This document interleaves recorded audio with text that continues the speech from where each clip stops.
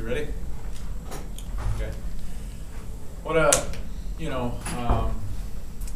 very fun-filled drama, dramatic ending to a classic football game. I thought Augustana played their hearts out. I thought they competed very hard. They have nothing to be ashamed of. That game could have went either way, but I'm more proud of our players' perseverance of just overcoming all the adversity and obstacles and everything that was going on in the game, and them working the clock in the second half and giving us a dose of our own medicine. I thought it was great for us to put together a 5-minute drive that I think we went 13 or 14 plays to score a touchdown at the end, and kind of took the wind out of their sails. I'm a little lost for words tonight, but I thought there was a lot of positive things, and that was a great defense that we played, and we scored when we had to. I'll ask both you and John about this too, but obviously Dennis Carter, huge first half, and then can't play the second. What does that do mentally, just overall for the game plan, and what does that do for you, knowing that you don't have one of your biggest weapons in the offense? I'll go first. I think Dennis had a terrific first half, did a lot of great things. Very proud of his efforts. But as a football program, we want to do things right, and having the ability to witness things firsthand.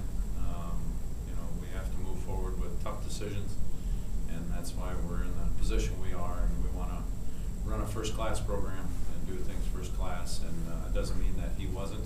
It was just a situation where we had to move forward, and it's tough on guys like John, but the rest of the offensive unit rallied after a couple of 3-and-outs.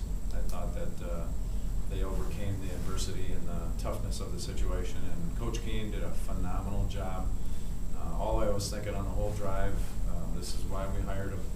This is why we put him in a position to give Mr. Daniels an opportunity to lead us down and to lead us to victory, because there was a lot of great passes that led to us scoring the last drive. If you want to say something, go ahead. Dennis. It's unfortunate, but I was really proud of the way that he responded to it. He didn't pout. He took it and accepted it, and kept cheering us on the sideline. So it really sucked not having him out, because we don't win that game without his first half, and that was just huge. But it is what it is. Hopefully he'll be back next week. I haven't heard, but we definitely need him. We need his play, because he's a great player. What does he starts out with, you guys don't even really get the ball. You start out with a huge run back for touchdown, and then pretty quick touchdown the next offensive series. What does a quick start like that kind of do just to the offense mentally? Did that have anything to do with why the rest of the half seemed a little bit harder to start? At all. Nothing like that. Those were great plays by Dennis. We love scoring points. There's nothing bad about scoring points. Augustana did a great job tonight. They're a good defense. I think they're first in the conference in scoring, or second opponent scoring. So that was a really good defense. But as the game wore on, kind of began to figure them out a little bit. So good defense. John, did you feel like Augustana made some adjustments, or that you guys made some adjustments, and 14-0, it kind of looked like things were really in your guys' favor, and they kind of shut you down for a while going into halftime and coming out in the second half? Yeah, a lot of those things were us hurting ourselves.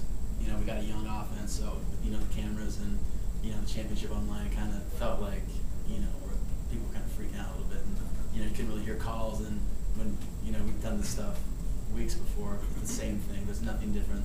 The only thing different is it's a championship game and it's on TV. So I definitely could feel that vibe in the huddle, in the offense. But second half, we totally settled down and started playing our game, and just started playing offense. We've been playing offense all year. Well, you did lose Dennis in the first half, but in the second half, with the weapons you used, you went to Lamarck a couple times. Adam Thielen was probably used more in the second half than he was in the first, and Pfeiffer, he's getting the ball in and he makes an unbelievable cut there to get in the end zone in that one play. So you know, relative to using everything at your disposal, John, and how you just be able to distribute the ball. One of the keys to the game in the second half. Yeah, I mean, we don't feature anybody in the offense. We don't, move guys around and say, he's going to get the ball in this play. We're loaded at receiver. I mean, we got 3 great receivers in 5 can catch the ball. Just really good. So, I just go through my reads, and whoever's open is getting the ball that play. And I mean, all those guys, when it came to them, they stepped up, and we're making plays up there for him. And then defensively, Marcus, let's talk about in the second half some of the things, a couple of key defensive plays there for MSU and finding a way to get it done. Well, in the first half, they were getting a lot of yards as well in the second half, but it was just basically looks that we've seen all week. It just came down to us executing on those last couple of drives where we just had to come up with big plays at big moments. The big third down stop that I had to break up the pass was definitely a big play. And other guys just making plays and we pulled it out in the end. Coach, can you talk a little bit about just sort of the challenges that Augie's offense creates? I mean, they had a nice mix tonight of run and pass between Newell and Hansen making some plays too.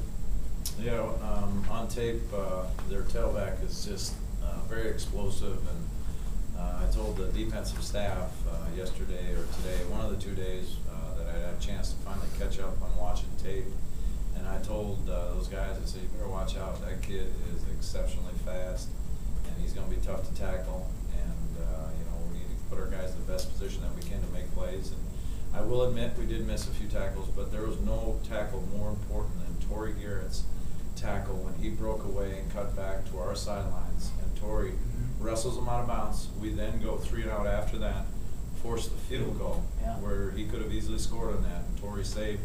That was a huge part of the game for him to score, along with the game-winning touchdown drive. So those things were very impressive, but they're very explosive. The quarterback is awesome. The receiving core was a little banged up. You could see they were hurt, limping around a little bit, but it didn't stop them. They found ways, and they protect so well. They have great offensive line. I think they have 4 seniors on their offensive line that are just outstanding. Marcus, this is the second week, 500 yards that Augie was able to pick up, but the second week that you guys, really with your backs, kind of to the end zone, came up with so many big plays and just refused to give up kind of, the final couple yards they needed. Are you guys just better with your backs to the wall, or is that just how it's worked out? It's definitely how it's worked out. We don't want to be in those positions and in those situations, but when we get there, we definitely try to hype it up and guys dial it in. It pretty much, like I said, it comes down to execution of giving up a lot of yards lately in these last couple of games, and it's something that we got to work on if we want to get to our ultimate goal. And speaking of goals, I was remiss to not mention this in the beginning. We did accomplish 2 of our goals tonight as a program. We have 6 that we try and achieve. We've accomplished the winning conference record, defending Blakesley, going undefeated at home. We've done that 3 times in 4 years. And then also we've at least tied for a South Division championship, which is another goal. But like Marcus said, hopefully we're still starving for more and want to accomplish more.